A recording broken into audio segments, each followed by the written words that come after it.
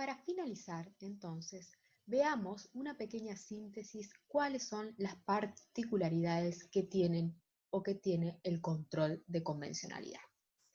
¿Quiénes entonces deben ejercer el control de convencionalidad? De acuerdo a la Corte Interamericana de Derechos Humanos, en el caso Hellmans, ella misma va a indicar que en primera instancia los estados deben realizar el control de convencionalidad. Y dentro de los estados, no solamente los jueces como parte del aparato estatal o los órganos vinculados con la administración de justicia, sino todos y cada una de las autoridades administrativas. Por supuesto que dentro de sus respectivas competencias y capacidades procesales. Eventualmente, si el caso llegase a instancia internacional, es decir, a estrados de la Corte Interamericana de Derechos Humanos, es ella quien va a ejercer un control concentrado de convencionalidad por cuanto es quien tiene una función inherente de interpretar y aplicar la Convención Americana de Derechos Humanos y cuya función es mantener la vigencia misma del texto convencional y como último intérprete del texto convencional. ¿Sobre qué normas supranacionales se debe ejercer el control? Es decir, ¿cuáles son las normas a nivel internacional que deben primar, cuyos valores, reglas o principios? Por supuesto que en este caso no solamente se debe ejercitar este cotejo o esta comparación entre la Convención Americana de Derechos Humanos y de la interpretación, es decir, la aplicación o, en tal caso, jurisprudencia de la Corte Interamericana que haga de el instrumento internacional, sino también de otros tratados que han sido ratificados por la Argentina y que conforman el corpus iuris regional de derechos humanos. A su vez, por supuesto, también deben encontrarse presentes en este control de convencionalidad las normas del ius cogens. Ahora bien, ¿sobre qué normas nacionales se debe ejercer esa comparación? Vimos que a lo largo de las diferentes sentencias o decisiones de la Corte Interamericana, varias son las normas nacionales, domésticas o internas que fueron o estuvieron discutidas. Tal es así que los preceptos domésticos que pueden ser discutidos pueden tener tanto carácter legislativo, administrativo o incluso otros. Por ejemplo, pueden ser discutida una ley nacional, un decreto, una ordenanza, actos o prácticas administrativas, judiciales, legislativas, constituciones provinciales, nacionales, ¿sí? Incluso jurisprudencia, ¿sí? Efectuada por tribunales nacionales.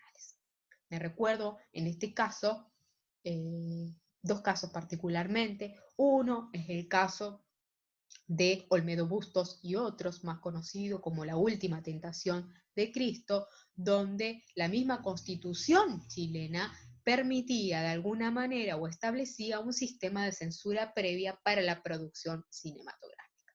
Por ese caso, el Estado chileno había sido condenado por la Corte Interamericana de Derechos Humanos, la cual entendió que se habían violado los derechos de libertad de conciencia y religión, así como de libertad de pensamiento y de expresión en relación con las obligaciones generales de respetar y garantizar los derechos, así como la de adoptar disposiciones de derecho interno.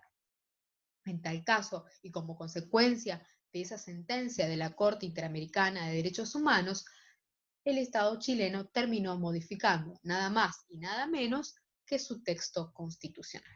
Otro caso, que es el de Yatama contra el Estado de Nicaragua en el año 2001, allí se habían puesto en discusión leyes electorales que impedían participar a los indígenas como candidatos electorales. Es decir, que los preceptos domésticos, las normas de carácter interno pueden ser de todo tipo, tanto legislativas, administrativas, como de otro carácter. E incluso pueden ser discutidas las prácticas estaduales, de cualquiera de los tres poderes, ejecutivo, legislativo o judicial.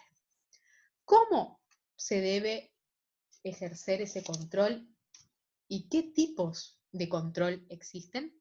Vimos que el control de convencionalidad debe ejercerse de oficio, por cuanto la Corte Interamericana, ya en el caso Almonacid Arellano, indicó que el Poder Judicial debería ejercer no solo un control de constitucionalidad, sino también un control de convencionalidad ex oficio. Y más tarde, en el caso de trabajadores cesados, indicó que esa función, indicando por el control de convencionalidad, no debía quedar limitada exclusivamente por las manifestaciones y los actos de los accionantes.